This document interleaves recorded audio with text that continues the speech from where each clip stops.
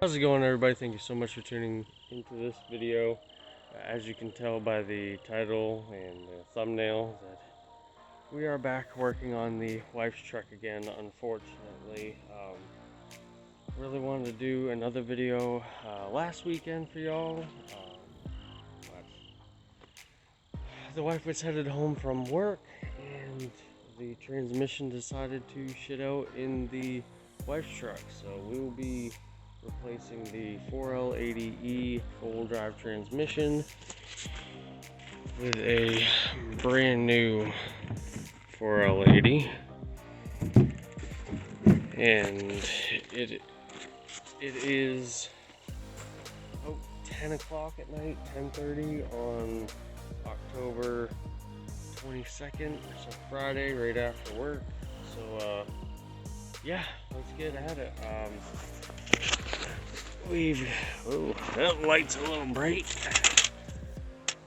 So we got to undo the driveline and then we'll start on the transmission. But this will be a full video on how to remove and reinstall a transmission on a 6.5. So let's get at it.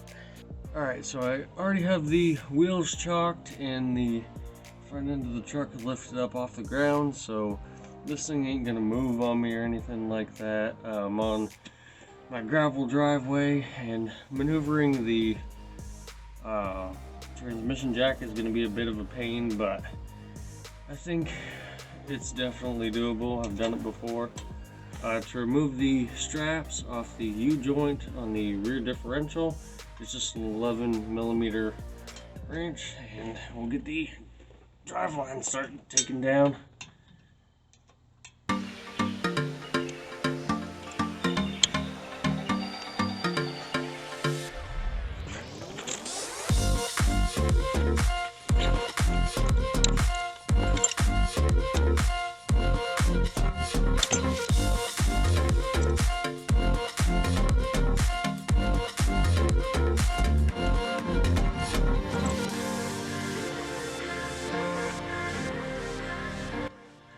So once you have your straps off, you can kind of just finagle. Where'd my wrench go? And just kind of finagle the U-joint out of the yoke, just like that.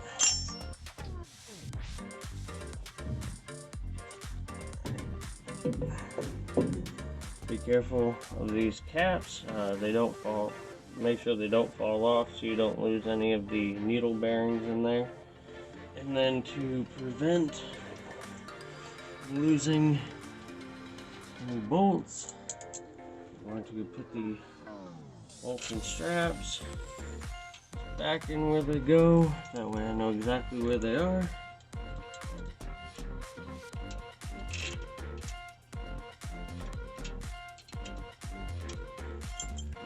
Alright. Now we'll move on to the carrier bearing. So right here is your carrier bearing. Basically on these extended cab long beds or crew cab long beds or whatnot, you're going to have this little piece right here that is attached to the driveline. What that is called is a carrier bearing or a center bearing, and that's just going to keep your driveline true and keep it from bouncing up and down, where this is a tooth-piece drive shaft. So this nut on the bottom is an 11/16, and the bolt on that side is a 5/8. So we're going to take this down, and then we'll get these 4 11mm bolts out of the transfer case of the drive shaft, and we'll be able to snake all this out in one piece.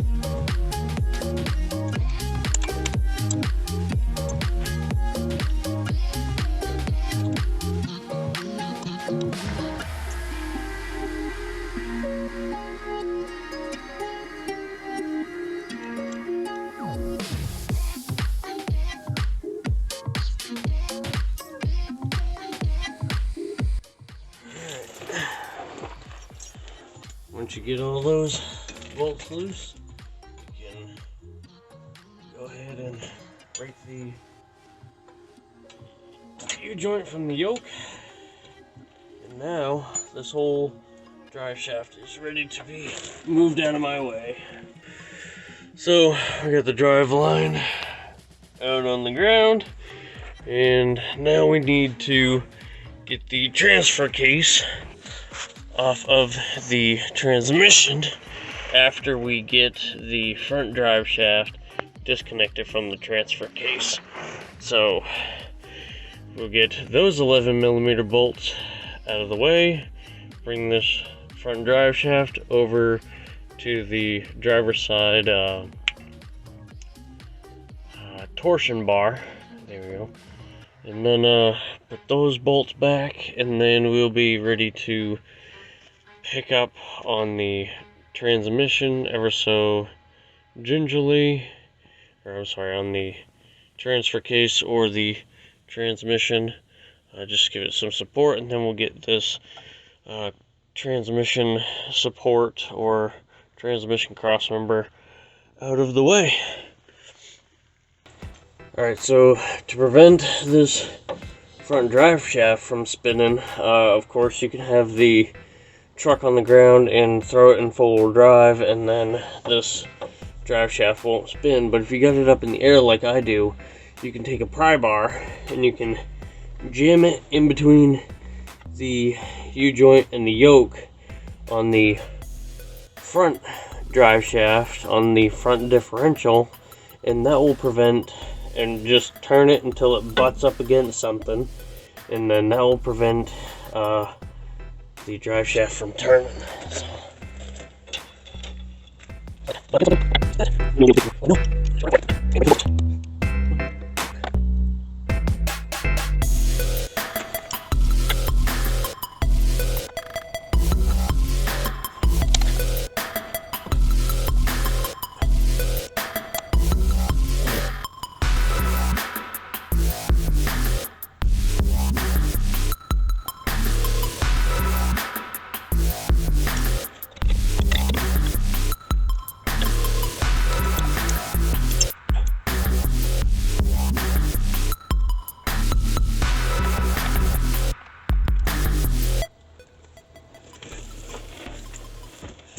Alright, now we need to get these two bolts for the rear transmission mount. Those are a 15 mil. It's still laying under the truck. You can see this is the transmission crossmember. What we're going to do is we're going to loosen or take off all these bolts. I already got this one out. We're going to take off this bolt, that bolt, and that bolt, and you're going to pick up on the transmission somewhere. Preferably if you're going to use it on the old pan, make sure you use like a wooden block or something just to distribute the weight of it. And then these bolts here, little spacers with them. Be sure to grab all of those, and you'll be able to move this crossmember up and out of the way so you can get access to the transfer case and the transmission and all these electrical connectors. So we'll do that.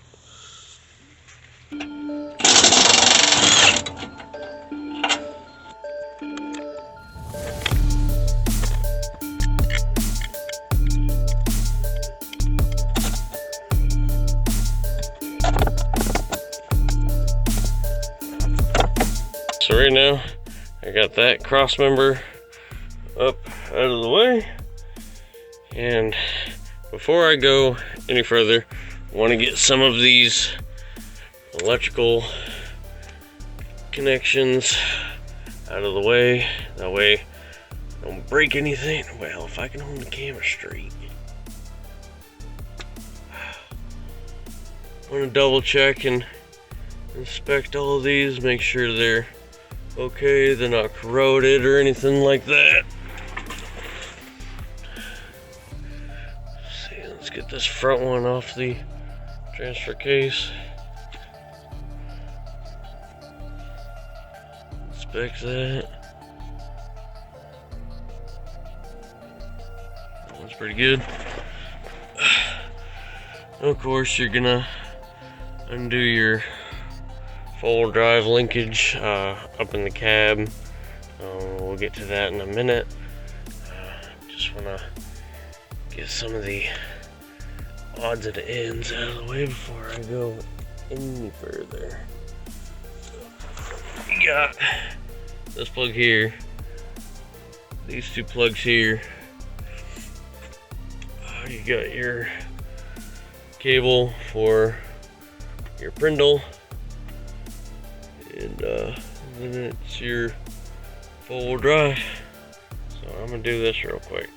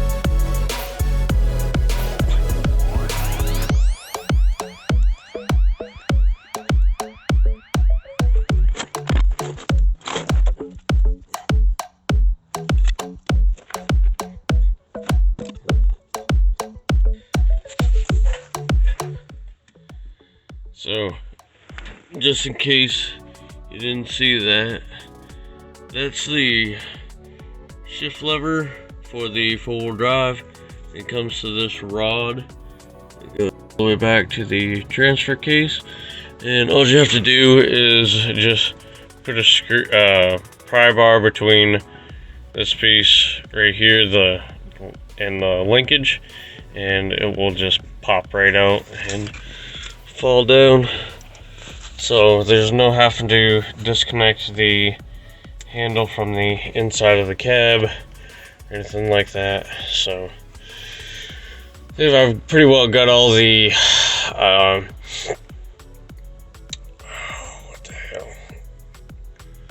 hell, electrical connectors, sorry, for the transmission out of the way. All the plugs look good. This plug that goes in right there, it's a squeeze style, so you just pinch these little edges and pull it right out.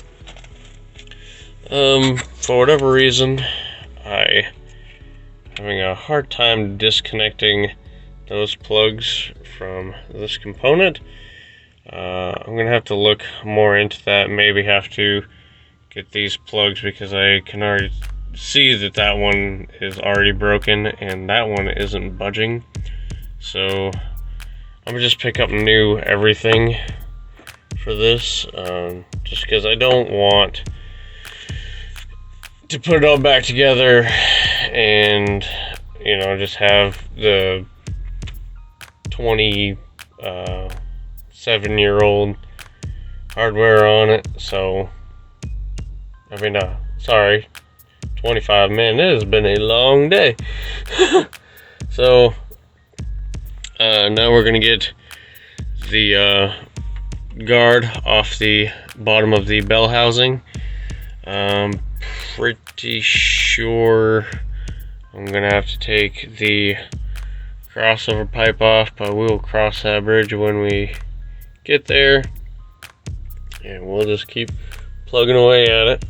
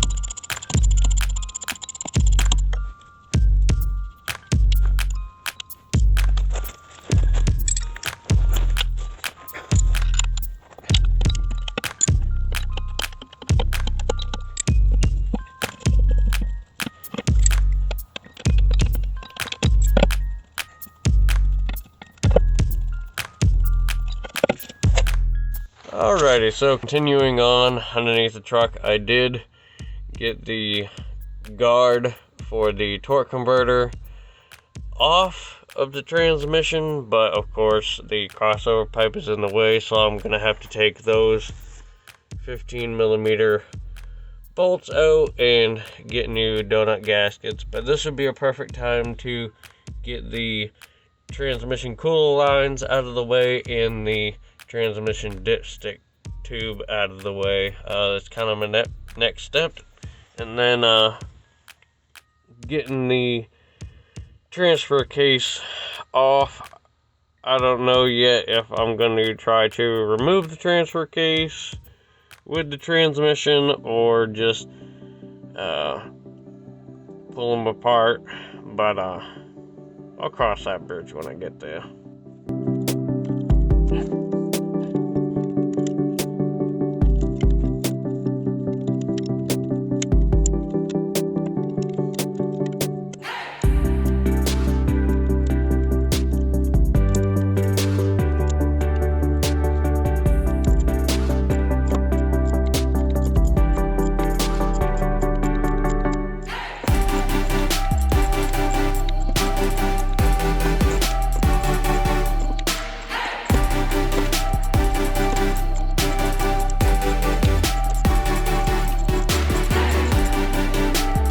Guys, so I got the crossover pipe out of the way, and I got that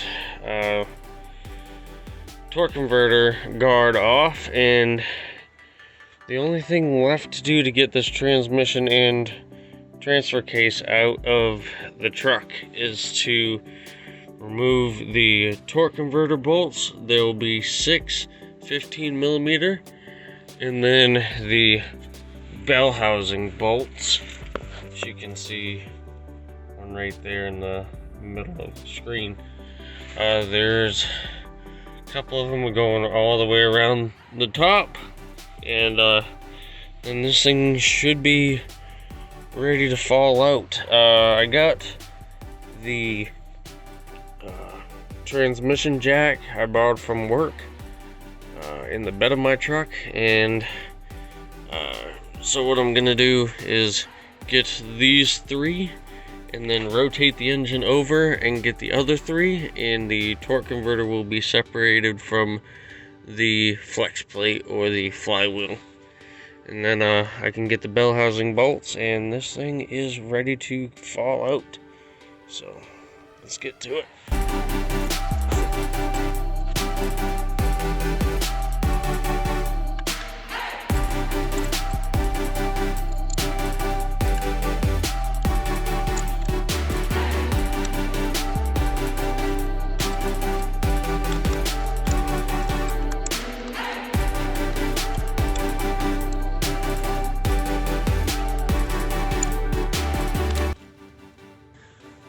Good morning, legends. So, got a lot of work out of the way last night. Phone stopped recording, and as you can tell by the last couple minutes of that video, I was kind of getting tired after work and then doing this. So, what we did was crawl underneath here. So the transmission is, let's see, the transmission, I completely undid the bell housing. So you got 6 bolts, 2 right there, 1 up top right there, another one over on the other side, and 2 on the corresponding side as well. I was unable to get the transfer case off of the transmission successfully, so we're just going to remove it all together. Don't think that'll be too big of an issue, but of course it just makes it heavy and cumbersome. So we'll get this down. The best way I found to get at the 2 top bolts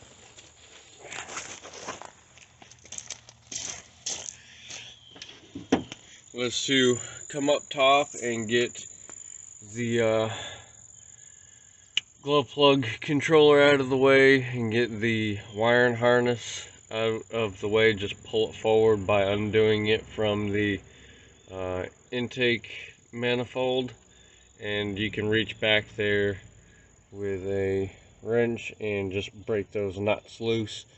That was easiest for me. It doesn't have to be the way that you do it. Yeah, so we will, now that everything's unbolted and everything's disconnected, we will start backing the transmission away from the engine block, and once we get it down, we'll take the torque converter off and get that transmission out of there.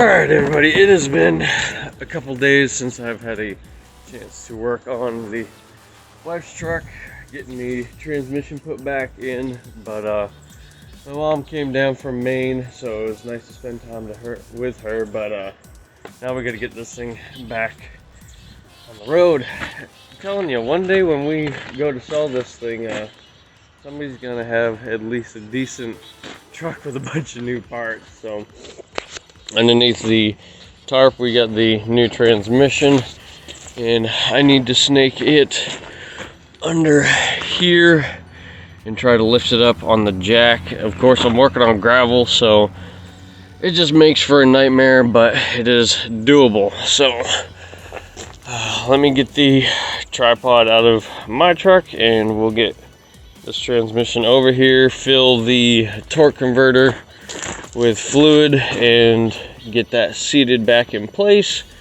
and then we will go ahead and mount it on the truck. So.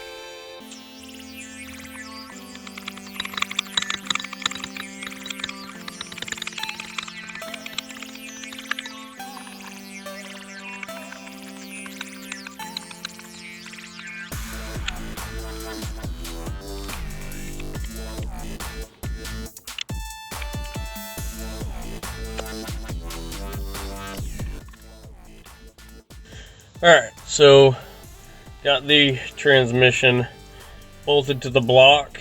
I'll show you right where we're at. So there's transmission, and I know this video is kind of tight. There's not a whole lot of good spots in order to see bolts and stuff like that, but before you install your transmission, you're going to want to fill your torque converter and slide it back onto the input shaft of the transmission. You have to seat the torque converter back into place onto the input shaft, or you're going to be tearing it back down to force this back into place. So you can see where I was adding fluid and then I put the torque converter back into place. I was spinning it until it fell a 1/4 inch from basically the distance between the flex plate and the torque converter will be approximately 1/4 inch.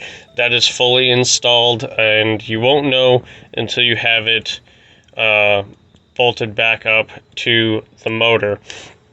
I have these 2 bolts and the other 2 bolts on this side. I still have yet to get the top 2 bolts on the bell housing of the transmission, but there's approximately 1/4 inch right there, and another tall tale sign is you'll be able to spin the torque converter freely. That means that your transmission was installed to the engine block properly. I did have to take down the starter just so gave a little more clearance getting the transmission out, and right now it is sitting on the transmission jack. So all is good in the neighborhood. When you go to install your torque converter bolts, you need to put a little bit of thread locker. I typically like to use blue, and then I set the flex plate, or yeah, we'll just call it flex plate at the moment because I can't remember the other terminology for it. Flywheel, there we go.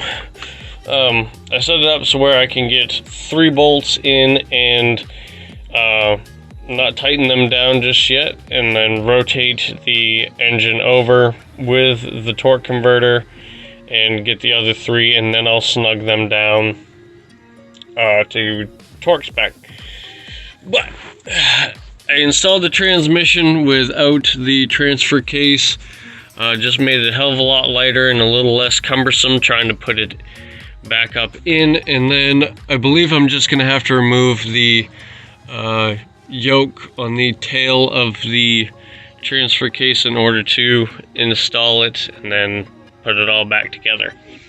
So that's where I am currently at right now, and it's getting there. Like I said, I know these are kind of awkward angles and it's kind of tricky to see some things, but again, once you've taken it apart, you have more or less a better understanding of how it should go back together. The top 2 bolts on the bell housing, I was able to get once I unbolted the harness bracket on the back side of the engine block, and I was able to get them from the top. That was easiest for me. Working with the tools I brought home with me. You can reach them from the bottom, however, it was just easier for me. So I'll show you that when I go to tighten those bolts there, and then I got to put the nuts on for the fuel line bracket. So yeah, let's keep plugging away.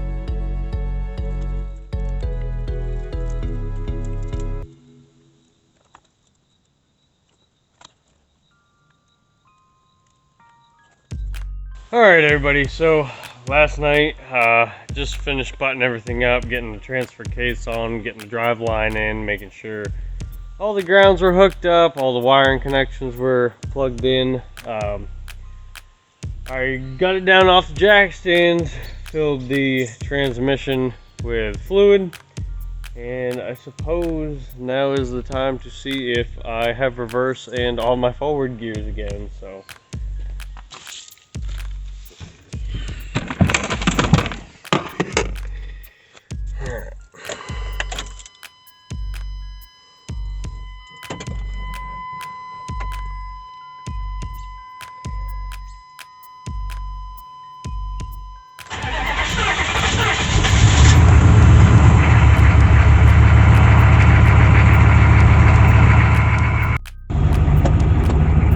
alright, just got reverse.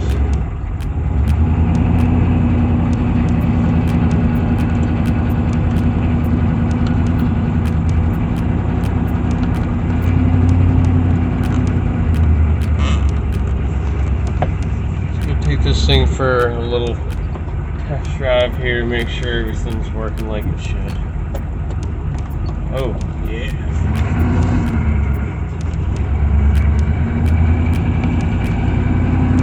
First.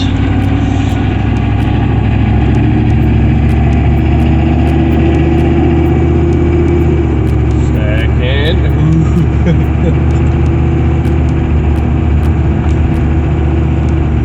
Third. Don't I feel just so much better having two vehicles again? It's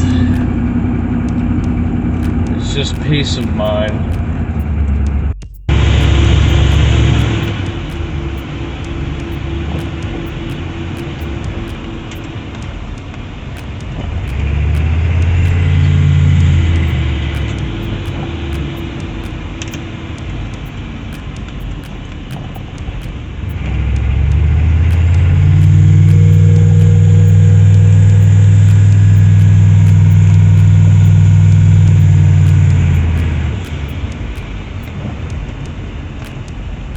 Alright everybody, so the wife's truck is back on the road, a new transmission, and it is shifting flawlessly. I have reverse, got four-wheel drive because the transfer case wasn't changed, but I am super happy to have this thing back on the road. Now just to recap, let's go over, kind of why I decided to do it this way. The plan for this truck is up in the air. We don't necessarily know whether we are going to keep it or let it go. So that kind of sways what I do with this truck. Of course, this is my wife's truck, and it's not necessarily her dream truck, primarily because of the lack of four doors. This is just an extended cab. It doesn't even have the third door, and hopes for little ones down the road. It's doable, but we'd rather just find a four-door. So we don't know whether we're going to keep this one as the third vehicle and find her a 4-door, or if we're just gonna get rid of it. But I hate people who screw over other people. Primarily, like when you see it all the time on Facebook Marketplace, you know, the ad will read, well, there's nothing wrong with it, and then literally 2 weeks down the road, they should have mentioned something that they didn't. And I have always hated to be that person. I've always strived not to be that person. So if we are ever to get rid of this thing, I know damn good and well that that transmission will be good for the next owner. On the other hand, if we plan on keeping it, I know the transmission is good for, you know, what I need to use for it. So why did I not rebuild the transmission that I had already in this thing? Number one, I am more of a motors guy. I have only rebuilt about 3 transmissions, and as far as I know today, there's nothing wrong with me rebuilding them, but I like to fiddle around with motors more. I don't really necessarily like to get into transmissions. I like motors. I know there are guys out there that are like, well, I'll deal with either one of them, and that's great for you. I personally just don't. I would rather, you know, have somebody rebuild the transmission for me, or just buy a new one and throw it in, because that's what I'm comfortable with. Cost. So why wouldn't I have bought the $500 rebuild kit? Why wouldn't I have just sent it to transmission specialists to get it replaced? Let's go over that, shall we? So the cost of the new transmission with returning the core was $1,900.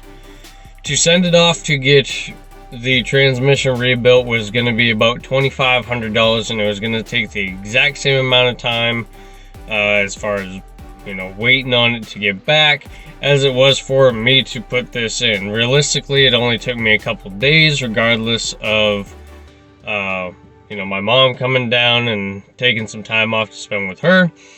But realistically, I've only been about 2.5 days on this, regardless of the week I spent with her. The $500 to do a rebuild. Again, I don't like transmissions. I'd just rather send it out to somebody else. But oh shit. I would rather send it out to somebody rather than me rebuilding it. Not to say I couldn't rebuild it, I just don't like to. So they're $500 to the $1,900, and to have somebody rebuild it, it was going to cost me anywhere between $2,500 and $2,700 for the places I called around for. And it was going to take the same amount of time, so I just assume use my time that I had on vacation to do this, and have no doubt in my mind that everything was put back the way it was supposed to be. I also don't trust people with my stuff. I've had really bad luck with other places as far as mechanics go. You know, either they break something and they don't tell you about it, or you catch them in the act and you realize that they're being a little shady about it. I prefer to do it all myself. I'm a mechanic by trade, and I will happily just change the transmission rather than send it to some goober who may fuck it up, and that costs more downtime. So why didn't I just find a transmission from a junkyard? Well, in doing that, you are taking a chance on that transmission or motor or whatever you pull from a salvage yard. They have some sort of warranty. Most places don't, but you know, if you go and pull it out of the truck yourself, and I was planning on doing it, but I talked myself out of it. For example, I found a transmission for $350 and it was attached to another 6.5. It was in a Suburban. The amount of mileage on that was right around the same as this truck here. Now, that's not to say that the previous owner didn't take care of that truck, but there's a reason why it's sitting in a salvage yard. And that goes for all vehicles. If it's sitting in a salvage yard, something is wrong with it, and nobody knows exactly what, except for the previous owner of it. So in that $350, I'm taking the chance of when I install it into this thing that it may go out in the next 6 months or so. I can't afford to have that happen. It's more downtime, it's more money out of my pocket. Even though the upfront cost is cheaper, you are taking that chance that it will go out. It is a used transmission versus a new transmission. A new transmission, I know I have a 16-month warranty on this thing if anything goes bad, and I have no issues with that. The transmission that I was looking at the salvage yard had no warranty, so if anything was bad with it, I would be out that $350 plus the cost of buying a new one anyways. So $1,900 for a brand new transmission, or the potential it being about $2,250. I don't like to waste money. I don't like to put money into something just for it to fail on me again. So I'd rather buy brand new and get it in, start driving it, versus have trouble down the roads. So that is why I did it the way I did. Recommendations for somebody wanting to do this at their house. I always recommend having a friend. Of course, I did this myself, and it is, the reason why I made this video was to show you that it is entirely possible for you to do it yourself. However, it helps to have that second hand, you know, third person perspective, you know, maybe do things a little safer. It would definitely help with the extra hands. Get a buddy. Definitely don't try to do this by yourself if you've never done it by yourself. Replacing transmission is fairly straightforward. I know that the video segments were kind of all over the place, and I didn't get to explain a whole lot, but that leads me to my next recommendation. Do this on at least gravel, not on gravel. Do this on tar, do this on concrete, do it in a place where you're not going to get rained on and get pissed off. I did this on gravel, and moving that transmission jack around was just a nightmare. I was, you know, really heave-hoeing, trying to get it to where I needed to be, and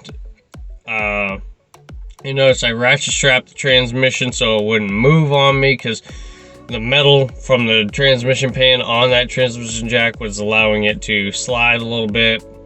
No bueno. Just, you know, go ahead and find a piece of tar if you can, and allow, even doing it with a regular car jack, it will save you time in the long run.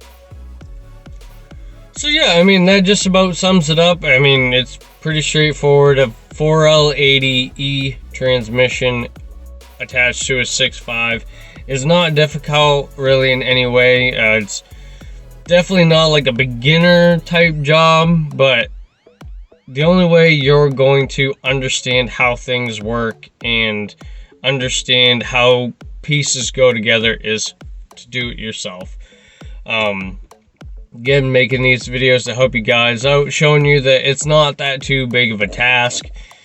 In order to get the job done, you can do it. If I can do it, you can do it. Anybody can do it if you put your mind to the task at hand. So yeah, thank you all so much for watching. I hope you were able to get something out of this. More videos coming very soon. I was able to take a week off of work to just relax and kind of record some more videos. So the next video will be real shortly after this. I usually upload a week or every week or so, but you know, just taking the time off. I didn't want to post anything, so yeah, more videos will soon to come. I got the 6.5 fuel system video. I also have the manual wastegate and vacuum pump delete video that's coming your way, so stay tuned for those. But thank you all so much for watching. I'll catch you legends in the next one.